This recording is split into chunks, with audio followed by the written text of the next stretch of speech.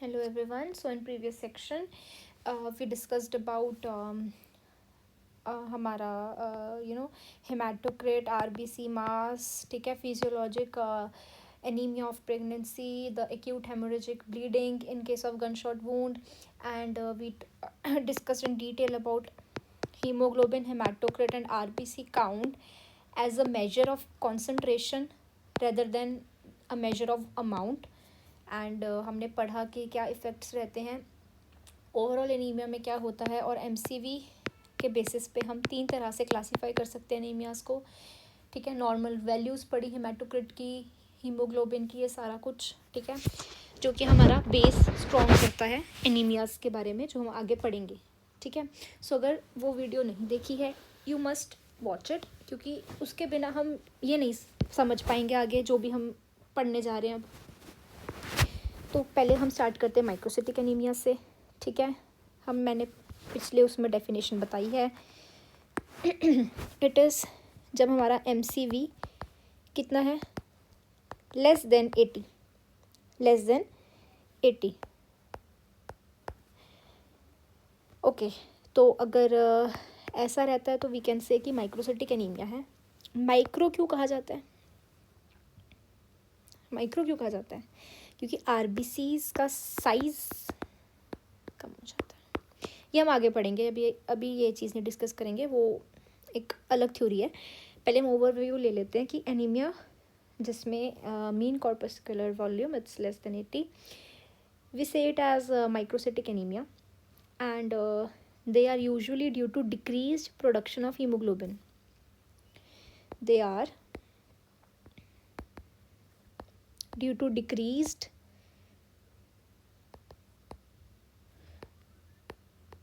production of hemoglobin.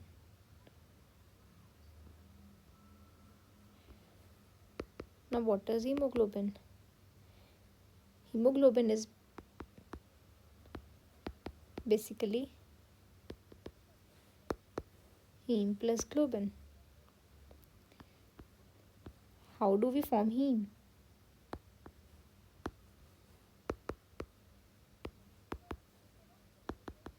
When iron is combined with protoporphyrin ring.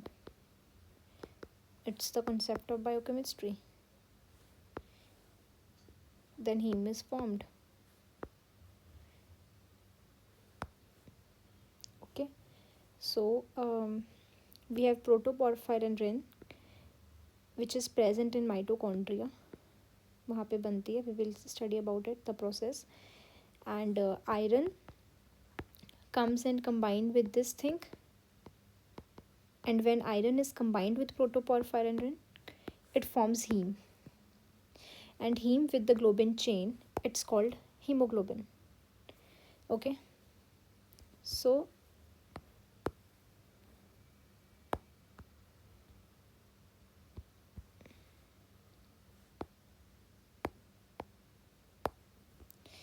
heme along with globin is hemoglobin. So as I told, in the case of microcytic anemias, we will have decreased production of hemoglobin. Haemoglobin कम होगा। अब haemoglobin कम कैसे हो सकता है? पहली condition क्या है? Like these are the causes of, now I am going to discuss about the causes of microcytic anaemia. Iron deficiency anaemia,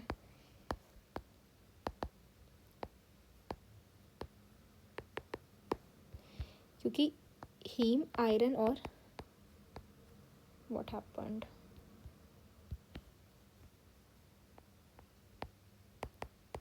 प्रोटोपोरफायरन से बना है। So if in any of the cases iron कम हो रहा है, डायरेक्टली आयरन डेफिशिएंसी एनीमिया में iron कम हो रहा है, तो मतलब हीम भी कम होगा और हीमोग्लोबिन भी कम होगा, ठीक है। अगला केस है anaemia of chronic disease. Anaemia of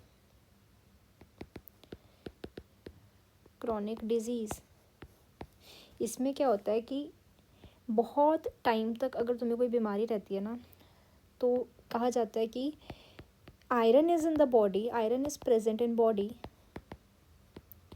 but body can't use it.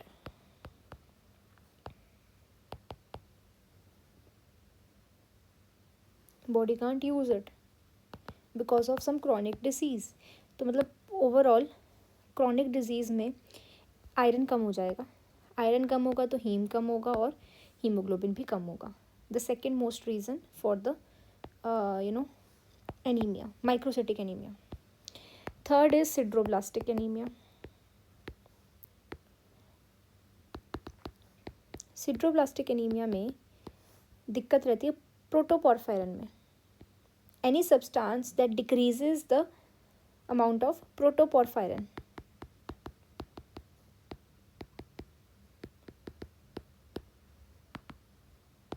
सो इसमें क्या रहेगा, ये चीज़ कम रहेगी, ये चीज़ कम रहेगी तो हीम कम होगा, हीमोग्लोबिन कम होगा. अब ये चीज़ पता है क्यों समझनी ज़रूरी है, क्योंकि देखो इस केस में और जब हम इसके लैब फाइंडिंग्स पढ़ेंगे ना तो ये चीज़ें ज़रूरी आ जाती है कि प्रोटोपॉर्फायरिन कम हो रहा है जिसकी वजह से हीम कम हो रहा है, पर आयरन पे कोई फ़र्क नहीं पड़ेगा. तो आयरन ज़्यादा होगा इस केस में. It's a condition of iron overload. We will study it later. और जब आयरन डेफिशिएंसी एनीमिया होता है उस केस में प्रोटोपॉर्फायरिन जो होता है, हम इसको एक क्या कहते हैं उसको,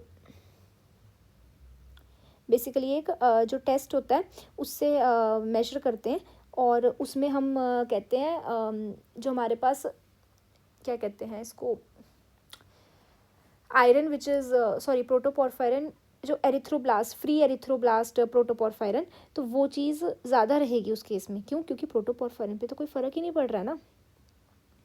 प्रोटोपॉर्फायरिन यहाँ पे कम हो रहा था तो आयरन पे कोई फ़र्क नहीं पड़ रहा था. तो इस केस में आयरन पे कोई फ़र्क नहीं पड़ेगा, आयरन नॉर्मल रहेगा या ज़्यादा रहेगा. वो क्या कंडीशन होती है वो आगे पढ़ेंगे. अब आप कहोगे फिर भी एनीमिया हो रहा है. बिल्कुल, क्योंकि हीमोग्लोबिन तो ओवरऑल कम हो रहा है ना, चाहे ये कम नहीं हो रहा.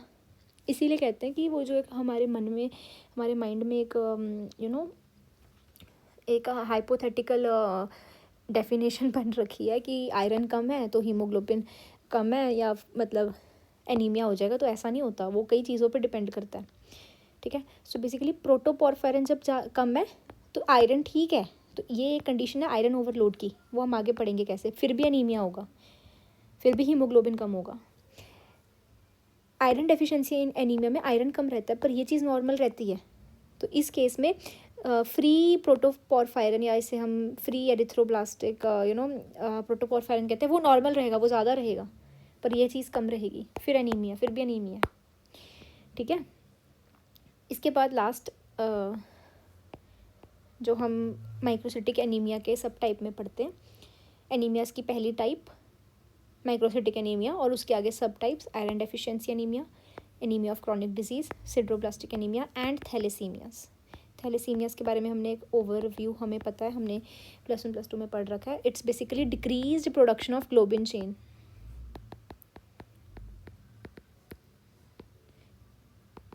बीटा ग्लोबिन चेन जब कम प्रोड्यूस होती है, specifically beta globin chain. Alpha thalassaemia और बीटा थैलेसीमिया दो तरह के थैलेसीमियाज़ होते हैं, ये भी हम पढ़ चुके हैं. किस में, +1 क्लास में. +1 में पढ़ा था कि +2 में पढ़ा था, आई थिंक +2 में, सॉरी 12th क्लास में पढ़ा था फ्रॉम NCERT.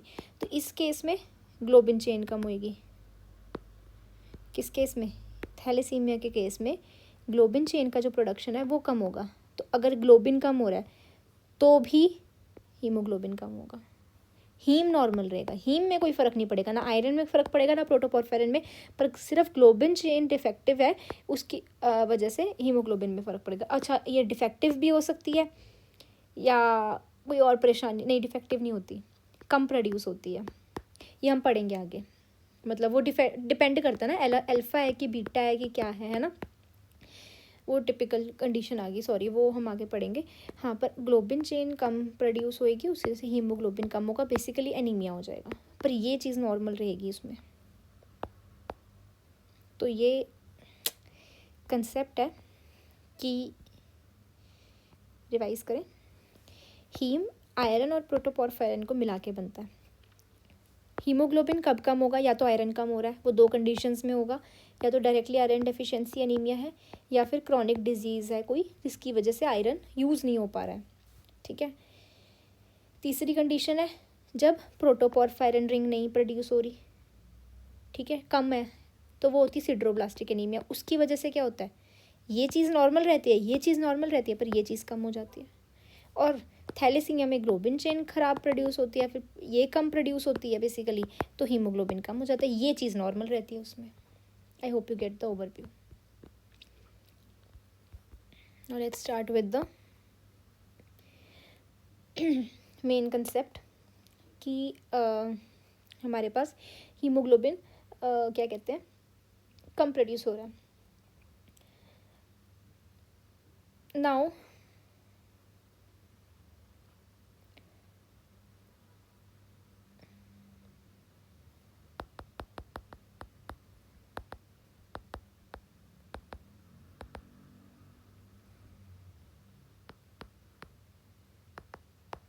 एक छोटा कॉन्सेप्ट है जो कि बुक में लिख रखा है, और वो ये है कि जो हमारे पास माइक्रोसाइटोसिस होती है, ये जो माइक्रोसाइटिक एनीमिया जिसकी वजह से हो रहा है, मतलब क्या है इसका, माइक्रोसाइटोसिस का मतलब है कि जो सेल है वो छोटा प्रोड्यूस हो रहा है। माइक्रोसाइटिक एनीमिया में पता क्या होता है, जो आरबीसी का साइज़ है ना वो बहुत छोटा हो जाता है।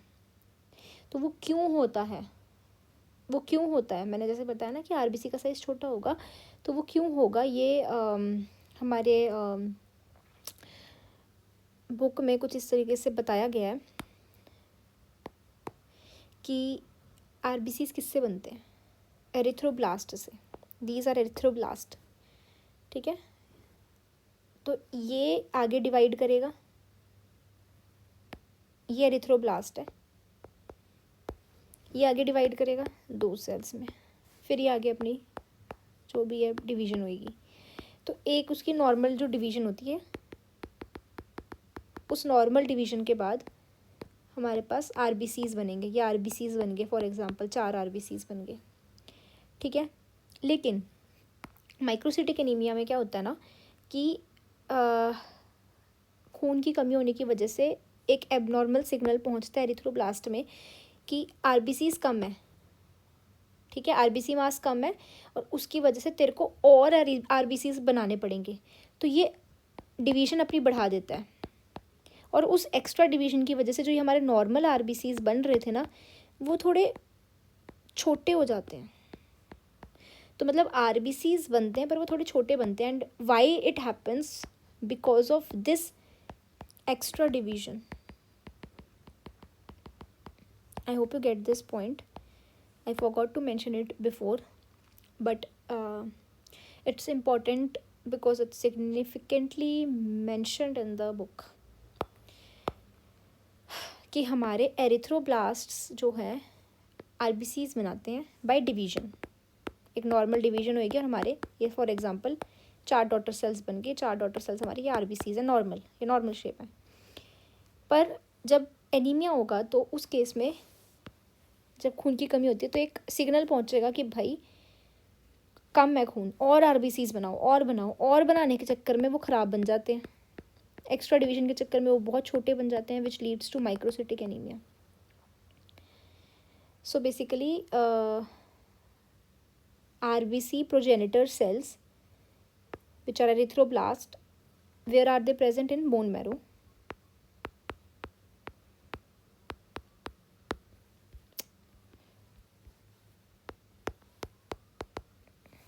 okay. They are normally large and they divide multiple times to produce RBCs, ठीक है। और नॉर्मल साइज रहता है 80 से 100 के बीच में, नॉर्मली नॉर्मल साइज के RBCs बनते हैं।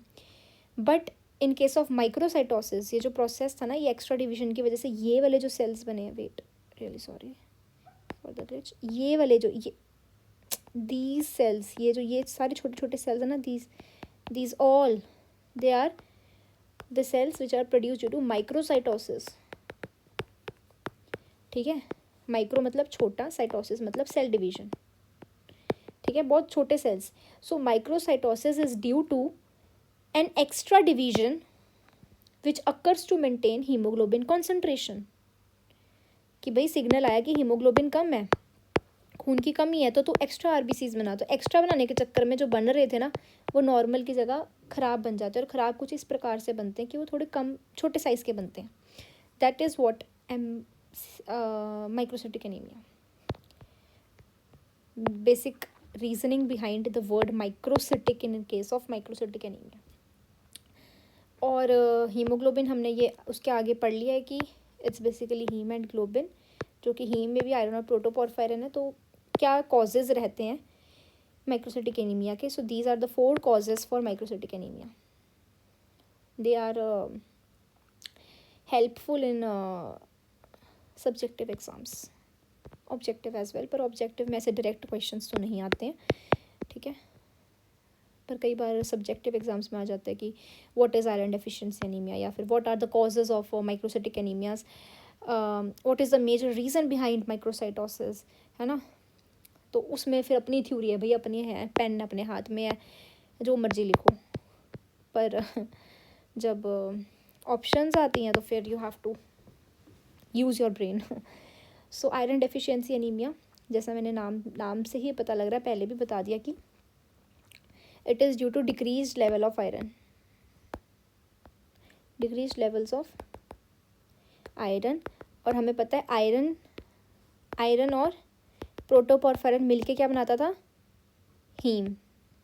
तो आयरन कम होगा तो हीम भी कम होगा. और हीम क्या होता है? हीम ग्लोबिन चेन के साथ मिलके क्या बनाता है? हीमोग्लोबिन. तो हीम कम होगा, आयरन कम है, हीम कम है, हीम कम है तो हीमोग्लोबिन कम है. और हीमोग्लोबिन कम है तो यहाँ पे हमारे पास माइक्रोसिटिक एनीमिया हो जाएगा. And very important to mention over here is iron deficiency anemia is the most common type of anemia. It is the most common type of anemia. Iron deficiency anemia is the most common type of anemia in which there are decreased levels of iron, and decreased level of iron significantly decreases heme, and heme, if it's decreased, then hemoglobin would be decreased, and this would ultimately lead to microcytic anemia. ठीक है. और iron जो होता है ना, काफ़ी commonly हम कहते हैं कि आयरन की कमी वर्ल्ड में बहुत प्रोमिनेंट है. It's one of the most common nutritional deficiency in the world. और रफली 1/3 of the world's population is affected by the nutritional deficiency of anaemia, nutritional deficiency of iron. ठीक है. आयरन लाइक यूजुअली हम कहते हैं कि meet जो खाते हैं ना, उनमें ये कम देखने को मिलती है. क्योंकि जो मीट होता है ना, उसमें से जो हमें आयरन मिलता है, एक सिंपल भाषा में कहे, वो काफ़ी अच्छे से एब्जॉर्ब हो जाता है. It's readily absorbed. बट जो वेजिटेबल ड्रिवन आयरन होता है, it's somewhere not easy to absorb. For example spinach से आयरन मिलता है, हम कहते हैं, पर उसको कहीं ना कहीं एब्जॉर्ब करने में थोड़ी दिक्कत रहती है. पर वो जो मीट से मिलता होगा, जो चिकन से मिलता होगा, इट्स ईजिली एब्जॉर्ब्ड. ठीक है. एंड वैसे सोर्सेस काफ़ी रहते हैं, पर वही है कि डाइट अच्छी नहीं है तो nutritional deficiency of iron is very prominent in the world, and दिक्कत रहती है इससे भाई. तो हमारे पास आयरन, जैसा मैंने अभी बताया, ये मीट से भी आता है और वेज से भी आता है. मीट मतलब नॉन वेज आ गया. ठीक है. और जो हमारे पास नॉन वेज वाला मीट, मतलब नॉन वेज यानी कि मीट से जो आयरन हम कंज्यूम करते हैं, it's basically haem based, and the veg food में non haem forms.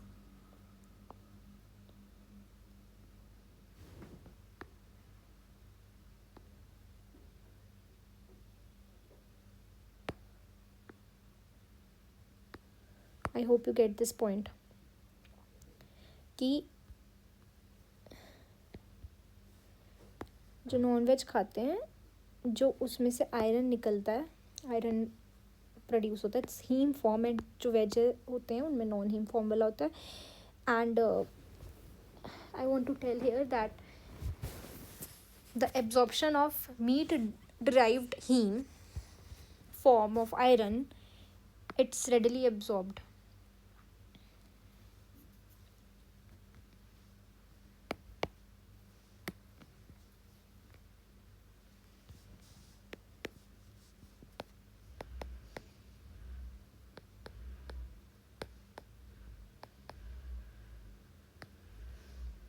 Okay. And ये जो एब्जॉर्प्शन होती है ये होती है ड्यूडेनम में. ये कहाँ होती है? ड्यूडेनम में, in the small intestine.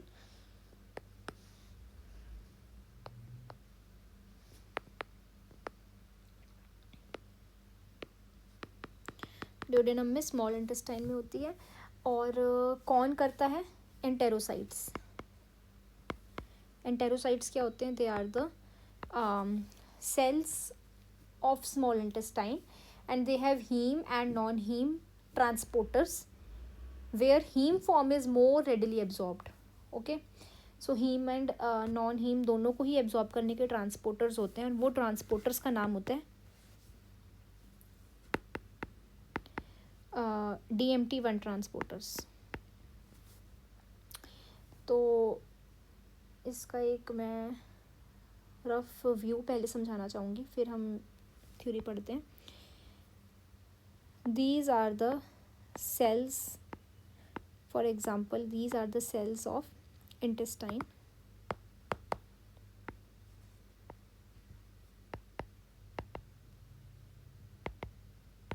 Okay, so और ये हमारे पास बाहर आयरन प्रेजेंट है.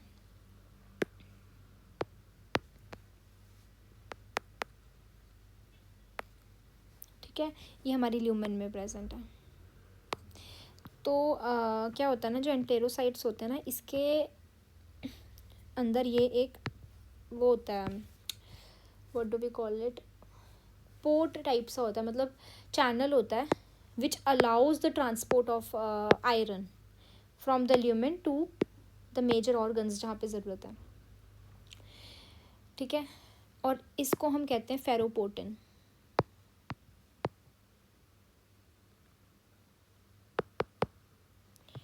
ठीक है, सो एंटेरोसाइट्स स्मॉल इंटेस्टाइन में, ये ल्यूमन से आयरन अंदर आएगा, और वो पहुंचेगा या नहीं पहुंचेगा ये किस पे डिपेंड करता है? फेरोपोर्टिन चैनल पे. अगर ये बंद रहेगा तो आयरन ट्रांसपोर्ट नहीं हो पाएगा, अगर ये ओपन रहेगा तो आयरन ट्रांसपोर्ट हो जाएगा.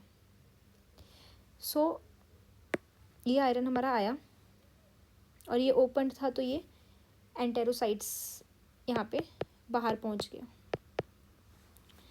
ठीक है, अब ये क्या, ये हमारी ल्यूमन है, ये हमारा ब्लड वेसल है, ब्लड वेसल के अंदर आ गया. अब यहाँ क्या होगा कि इट विल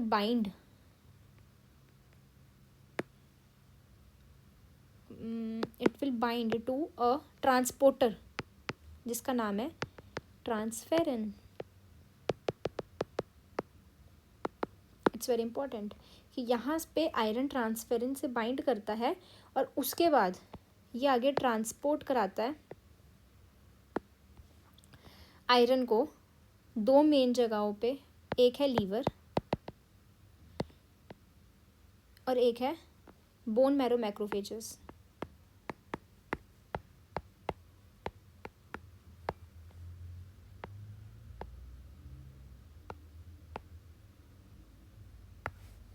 ठीक है, नाउ व्हाट हैपन्स इज कि यहाँ पे ये जो दो मेन साइट्स मैंने बताई, बोन मैरो और लीवर, यहाँ इन दोनों में ही ये जो आयरन है ये फ्री नहीं रहता. फ्री भी होता है पर ये ज़्यादातर it's bounded and it is bounded to another thing over here, and it's called ferritin. So here intracellularly iron is stored. ये आयरन स्टोर्ड है, जब ये फेरेटिन से बाउंडेड है तो यहाँ पे ये स्टोर्ड है नॉर्मली. ठीक है, and this binding prevents iron to produce free radicals through Fenton reaction inside the blood vessel transferrin is present, जो कि आयरन को लेके जाएगा लीवर पे और बोन मैरो पे जब भी उसको सिग्नल पहुंचेगा, जिसके अंदर इनके बोन मैरो में भी लीवर में भी फेरेटिन पहले से होता है, जिसके साथ आयरन बाउंडेड रहता है. अगर आयरन बाउंडेड रहेगा, बाहर अबारा गर्दियाँ नहीं करेगा, तो कोई भी फ्री रेडिकल प्रोड्यूस नहीं होगा. ये फर्स्ट चैप्टर जो था वो cell death, cell injury, free radical production and बहुत सारे वो जो उसमें कंसेप्ट्स थे, उसमें हमने देखा था कि फेंटन रिएक्शन एक होती है जिससे आयरन जो है it is able to produce free radicals and it's not good for the body. Okay, so over here this is the whole process कि iron, I want to repeat, enterocyte small intestine में है, ठीक है, और duodenum में specifically बात करें तो वहाँ पे लाइक जो ट्रांसपोर्टर्स हैं, they are DMT1 transporters which basically iron की एब्जॉर्प्शन में हेल्प करते हैं, और स्पेसिफिकली हीम फॉर्म ज़्यादा अच्छे से एब्जॉर्ब होता है. एंटेरोसाइट्स, they are responsible to transport iron across the cell membrane into the blood and it's transported via ferroportin. ठीक है, ferroportin, it's a channel present in the enterocytes in the cells, so from which the iron it's transported from the lumen to the blood, and further in the blood we have transferrin to which iron binds. ठीक है, and it's a transporter which basically delivers iron to the either to the bone marrow macrophages or to the liver. Okay, and यहाँ पे यहाँ पे iron stored रहता है. Here iron is stored and क्या कहते हैं इसको, जो ये स्टोर्ड आयरन है it's bounded to ferritin. It prevents iron from forming any kind of free radical and to prevent the Fenton reaction. Now why this channel is present, why ferroportin is present, because body has a mechanism to take in iron. ठीक है, iron लेने का काम body को आता है, पर iron को अगर ज़्यादा हो जाए आयरन तो उससे how to get rid that body doesn't knows. So body has a mechanism to take in the iron, but there is no mechanism to get rid of the iron physiologically.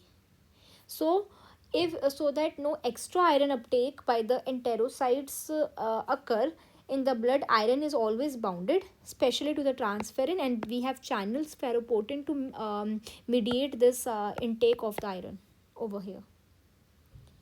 Okay, so this was one of the major concepts over here. And अब यहाँ पे हमारे पास कुछ lab findings आ जाती हैं. And just a minute. Okay, so about those lab findings,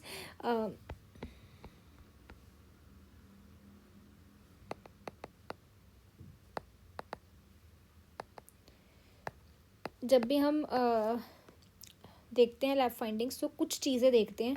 एक तो हम देखते हैं सीरम आयरन, दूसरा हम देखते हैं परसेंट सैचुरेशन, तीसरा हम देखते हैं TIBC. वैसे हम TIBC को पहले देखते हैं, इससे क्यों वो भी मैं बताती हूँ. और इसके बाद हम देखते हैं सीरम फेरेटिन. तो इसका एक अलग प्रोसेस है and I don't know why but I am feeling that let's not make big videos, rather एक ओवरव्यू दे दिया मैंने माइक्रोसिटिक एनीमिया का और मैंने ट्रांसपोर्टेशन बता दिया आपको. एक बार इसको रिवाइज कर लेते हैं और फिर लैब फाइंडिंग्स और इसके बाद की जो चीज़ें हैं वो हम अगले उसमें पढ़ते हैं. कि ये तो पता लग गया आपको, इसमें से हमें पता होना चाहिए कि जो नॉन वेज फॉर्म है मीट है वो ईजिली एब्जॉर्ब रहता है, और जो ट्रांसपोर्टर्स होते हैं ड्यूडेनम में वो होते हैं DMT1 ट्रांसपोर्टर्स जो आयरन को ट्रांसपोर्ट करते हैं. ठीक है, और आयरन जो है ब्लड में कैसे जाता है, फेरोपोर्टिन चैनल के थ्रू जाता है. अगर ये ओपन रहेगा तो आयरन अंदर चले जाएगा, और ब्लड में ट्रांसफेरिन प्रेजेंट है तो इससे बाइंड हो जाएगा और बाइंड रहता है, और ये इसको ट्रांसपोर्ट करता है to liver and the macrophages in the bone marrow, जहाँ पे ये स्टोर्ड रहता है. Iron is stored in the bone marrow, macrophages and the liver respectively, and it's bounded over there to ferritin. क्यों बाउंडेड होता है, ताकि फेंटन रिएक्शन ना हो और फ्री रेडिकल ना प्रोड्यूस हो. फेरोपोर्टिन क्यों चाहिए, क्योंकि we know that how to uptake the iron but we don't know how to get rid of iron, तो आयरन का प्रोडक्शन, आयरन कुछ ज़्यादा ही ना हो जाए, तो उसकी वजह से चैनल प्रेजेंट होता है कि भाई मिटिएट करने के लिए कि ज़्यादा भी आयरन हमें नीचे, जब ज़रूरत होती है तभी ये ओपन होता है और तभी आयरन अंदर आएगा, वरना नहीं आएगा, वरना नहीं ज़रूरत होती। फिर लैब फाइंडिंग्स हम देखते हैं सीरम आयरन। सीरम आयरन मतलब, सीरम मतलब ब्लड, कि ब्लड में कितना आयरन है। TIBC क्या होता है, ट्रांसफेरिन मॉलिक्यूल के साथ कितना बाइंडेड है, total iron binding capacity, total iron binding capacity, और इसमें हम स्पेसिफिकली ट्रांसफेरिन मॉलिक्यूल्स को देखते हैं। ठीक है, नाम, इसका नाम है total iron binding capacity test, जिसमें ट्रांसफेरिन को देखते हैं, T for transferrin, T for TIBC, मैंने ऐसे याद रखा है। फिर है percent saturation, it is percentage of transferrin molecules which are bounded to iron. ठीक है, एक होता है कि आयरन फ्री है, फिर एक है जब ये अंदर घुस गया तो ये ट्रांसफेरिन के साथ बाइंड हो गया, तो फ्री आयरन की अलग चीज़ है। TIBC क्या है, टोटल कितने ट्रांसफेरिन प्रेजेंट है, ये हम आगे समझेंगे। और फिर एक होता है कि परसेंट सेचुरेशन की कितने बाउंडेड है उसमें, for example X number bounded है तो वो हमारा परसेंट सेचुरेशन आएगा, और normally it's 33%। And serum ferritin नाम में ही है, सीरम मतलब ब्लड, फेरेटिन मतलब जिसके साथ आयरन अंदर स्टोर्ड रहता है ना, फेरेटिन से बाइंड होके आयरन माइक्रोफेजेस और लीवर में और बोन मैरो मैक्रोफेजेस में स्टोर्ड रहता है। So serum ferritin is basically storage का। तो ट्रांसफेरिन और फेरेटिन में फ़र्क है, ट्रांसफेरिन जो होता है वो ट्रांसपोर्ट कराता है, और फेरेटिन जो होता है वो स्टोर करके रखता है। ठीक है, और ये भी हमने पढ़ लिया कि मोस्ट कॉमन कॉज क्या रहता है इस चीज़ का, nutritional deficiency of iron, iron diet से नहीं अच्छा मिलता। ठीक है, and it's one of the most common types of anaemia. And iron deficiency overall it is most common type of nutritional deficiency in overall world population. Okay, in next video we will continue from here. Thank you for watching.